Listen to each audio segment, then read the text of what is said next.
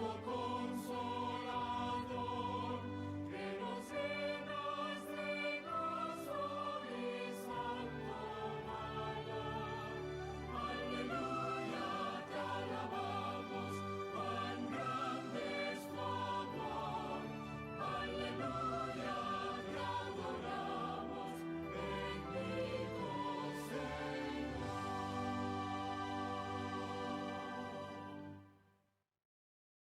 Un saludo afectuoso para toda la audiencia y para el Ministerio Verdad Adventista. Agradezco a Dios por la oportunidad que nos da de estudiar juntos la última lección de este trimestre titulado Deuteronomio y la verdad presente, en el cual la lección número 13, programada para el sábado 25 de diciembre, se titula La resurrección de Moisés. El versículo de memoria dice: pero cuando el arcángel Miguel contendía con el diablo, disputando con él por el cuerpo de Moisés, no se atrevió a proferir juicio de maldición contra él, sino que dijo: el Señor te reprenda. Judas, versículo 9.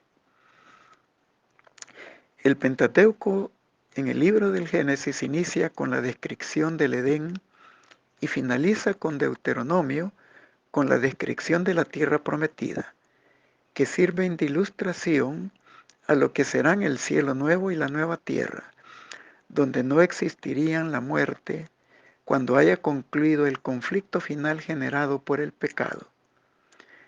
La importancia de estas descripciones, tanto del Edén como de la tierra prometida, se repetirán como un patrón en todas las escrituras hasta llegar al libro de Apocalipsis, con la esperanza del restablecimiento del reino de Dios. Apocalipsis capítulo 21, versos 22 y 23.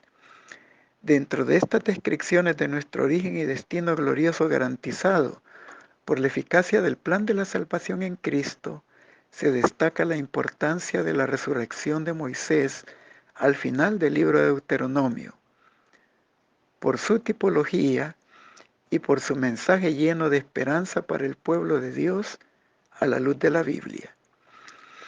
Nuestro repaso comprende la última lección del libro de Deuteronomio, que en su introducción nos ubica en los campos de Moab, Deuteronomio 1:5, donde Moisés comienza la declaración de la ley al pueblo de Israel, y que en su parte final también nos ubica en los campos de Moab, Deuteronomio 34, verso 1, comparado con Números 36, verso 13. En esta ocasión, justo antes de la entrada a poseer la tierra prometida. Deuteronomio 32 del 48 al 52, donde Dios le permite únicamente al profeta ver la tierra de lejos, mas no entrar en ella, porque iba a morir a causa de su único error en las fronteras de Canaán.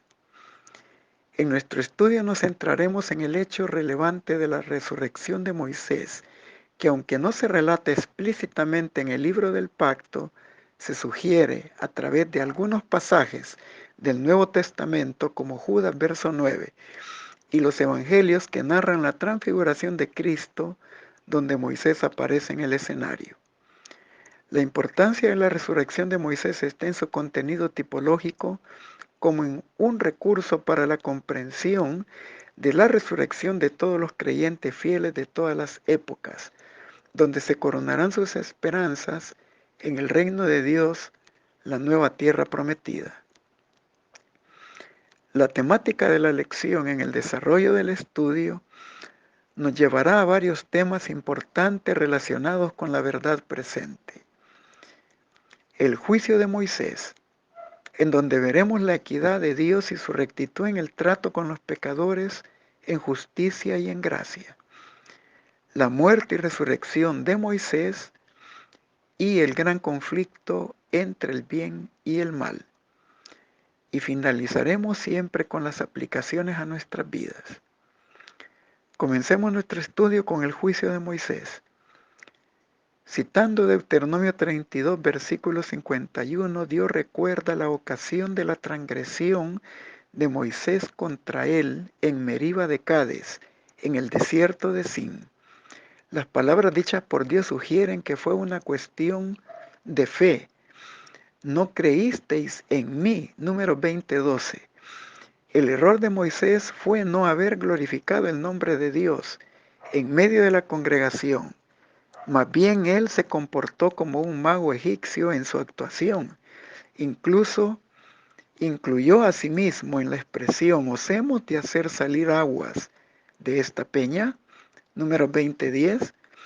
La transgresión de Moisés es el error de cualquier líder, la tentación de reemplazar a Dios, y la situación se agravó cuando en lugar de orar o invocar a Dios por el milagro, Moisés golpeó la roca 2 veces con su vara, como si la solución a la sed de los israelitas fuera la del agua que salía de la roca en sí y no el Creador mismo. Esto tenía profundas implicaciones. Cristo era quien por el poder de su palabra hacía fluir el arroyo refrescante para Israel. Esa roca era Cristo, fuente de todas las bendiciones, tanto temporales como las espirituales. La roca herida era una figura de Cristo y mediante este símbolo se enseñan las más preciosas verdades espirituales. Así como las aguas vivificadoras fluían de la roca herida de Cristo, herido de Dios y abatido, herido por nuestras rebeliones y molido por nuestros pecados, fluye la corriente de la salvación para una raza perdida. Como la roca fue herida una vez, así también Cristo iba a ser ofrecido una vez para llevar los pecados de muchos.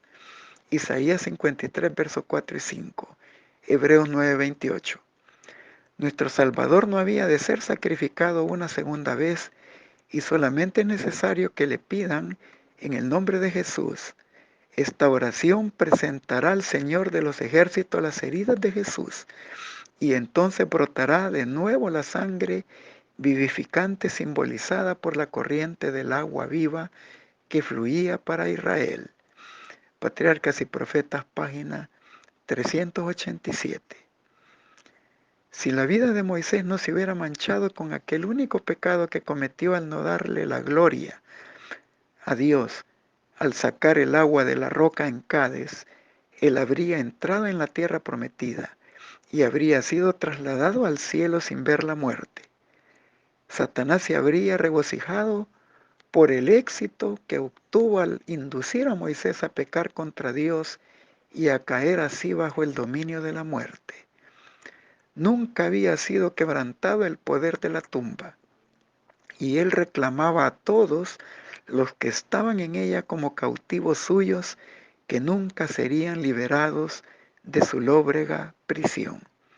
Patriarcas y Profetas, página 454. Continuamos con la muerte y resurrección de Moisés.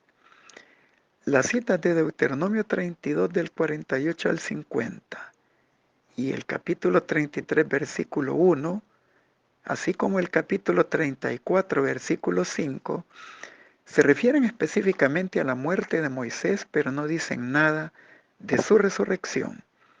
Sin embargo, algunas frases, como ninguno conoce el lugar de su sepultura hasta hoy, Deuteronomio 34:6, y donde se presenta a Dios como el único que participó en ese entierro, indican que hubo algo especial en el entierro de Moisés, que es aclarado en Judas versículo 9, cuando él describe que el arcángel Miguel contendía con el diablo disputando con él por el cuerpo de Moisés.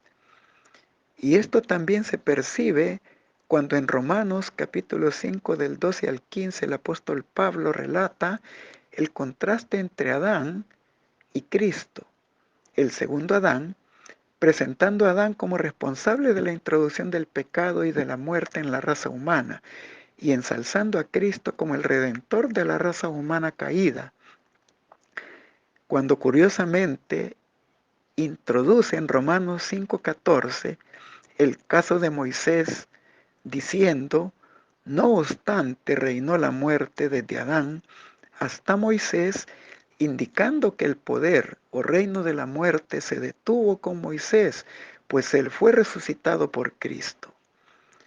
A Moisés no se le permitió entrar en la tierra prometida terrenal. pero entró en la tierra prometida celestial, una herencia que aguarda el pueblo de Dios al momento de la resurrección y de la transformación de los que estén vivos en aquel instante glorioso. De Daniel capítulo 12, verso 2 y 3 y verso 13. Primera Tesalonicenses capítulo 4, 16, 17. Juan capítulo 14 del 1 al 3. Y esto se evidencia en la aparición de Moisés en la transfiguración de Cristo. Lucas capítulo 9 del 26 al 31. Para el espíritu de profecía, la visión que Dios concede a Moisés de la buena tierra desde el monte Nebo está relacionada con su visión de la tierra nueva. Se le presentó luego una visión panorámica de la tierra prometida. Le pareció estar contemplando un segundo Edén. Moisés vio al pueblo elegido establecido en Canaán, cada tribu en posesión de su propia heredad. Alcanzó a divisar su historia después de que se establecieran en la tierra prometida.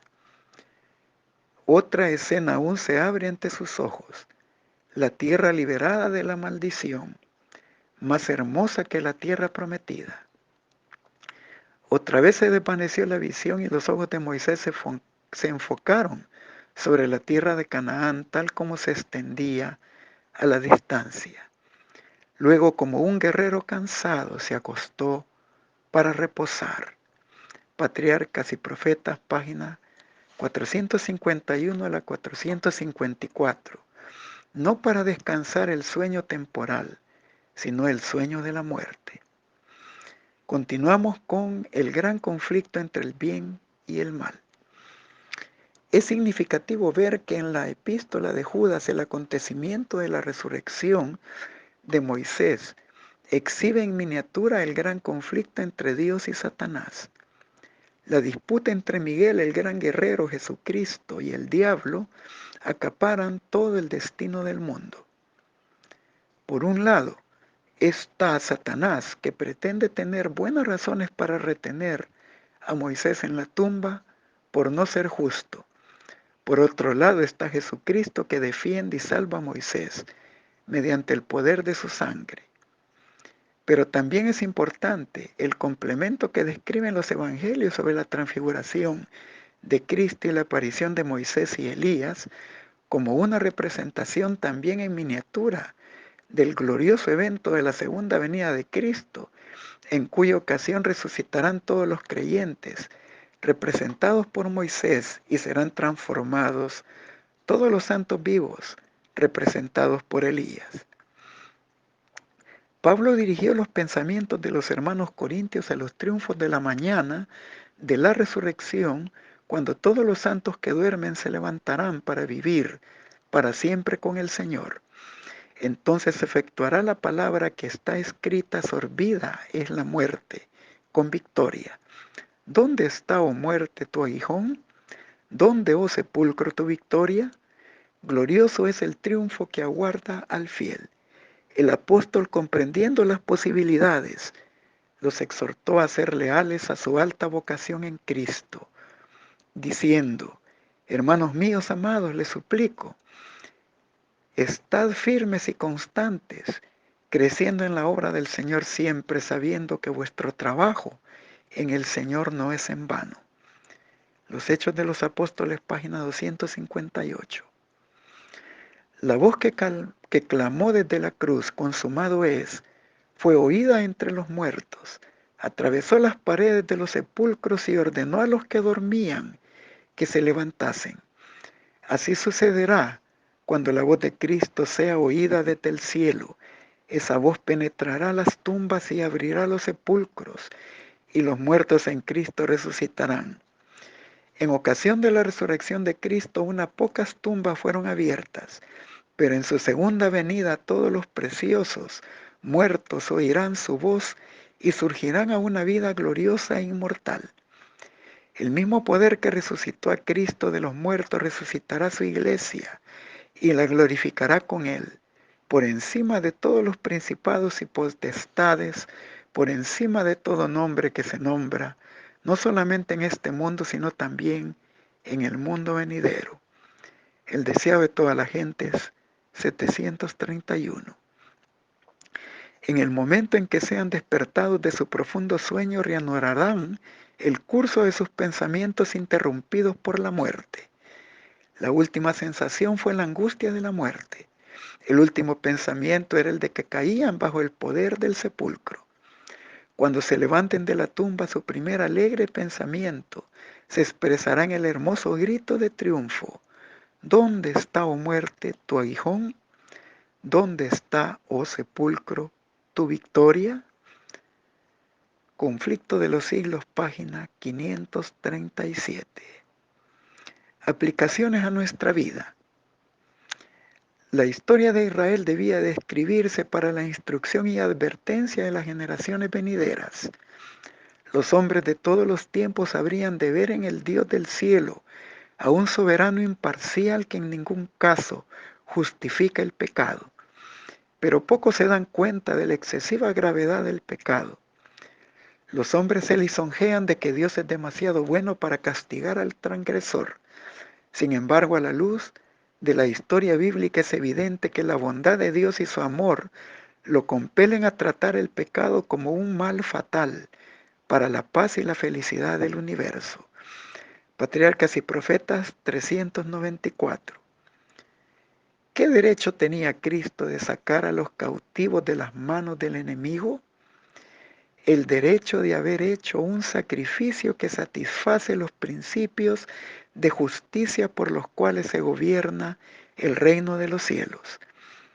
Vino a esta tierra como redentor de la raza perdida para vencer al astuto enemigo y por su permanente lealtad a lo correcto para salvar a todos los que lo aceptan como su Salvador.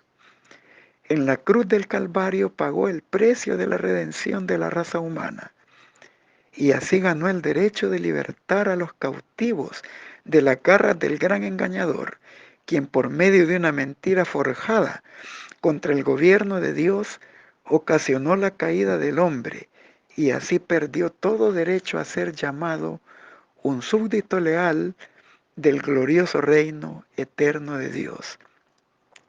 Señales de los tiempos del 30 de septiembre de 1903. No podemos cerrar el estudio sin reconocer las glorias venideras ganadas en el plan de la salvación ejecutado por Cristo, dando su vida en sacrificio expiatorio por nuestros pecados, por su victoria sobre el pecado, Satanás y sobre la muerte, en la gloriosa resurrección, y por su ministerio salvífico como intercesor y único mediador entre Dios y los hombres, y como el juez justo, que en virtud de su justicia y su misericordia dará un veredicto final de absolución contra el poder del pecado de Satanás y de la muerte a todos aquellos que hayan entregado sus vidas y perseverado en su fe hasta el fin. Sea que ellos se encuentren con vida en la ocasión gloriosa de su segundo advenimiento, o sean dichosamente resucitados del poder de la muerte en gloriosa resurrección, ellos coronarán su victoria por el poder de la gracia de Jesucristo. Damos gracias a Dios por habernos concedido estudiar en este trimestre de una manera muy especial lecciones del libro de Deuteronomio que tienen muchísimo que ver con nuestra verdad presente, con nuestra gloriosa esperanza, con los motivos gloriosos que deben de impulsar nuestra fidelidad, nuestra gratitud, nuestro servicio incondicional a Dios. Todo por el poder de su gracia y su amor infinitos. Alabado sea el nombre de nuestro glorioso Señor y Salvador. Aprovechemos las horas benditas de este santo día del sábado para rendirle el reconocimiento el culto y la adoración que solo Él se merece. Les deseo un feliz sábado en la presencia de nuestro Dios.